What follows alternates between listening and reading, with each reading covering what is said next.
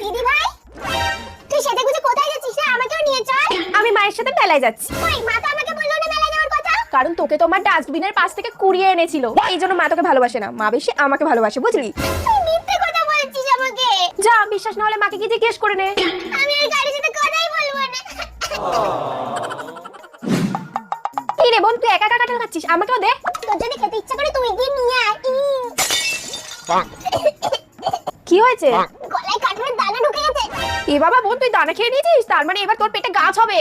না না, তুই মিথ্যে কথা বলছিস। আমি তোকে মিথ্যে কেন বলবো, আমি তো সত্যিই বলছি। আমাকে কাঁঠাল দিবি না তাই তো? এবার দেখ কেমন লাগে। ইকির মিকির চাম চিকি। কি রে বোন, তুই এখনো ঘুমাসনি কেন?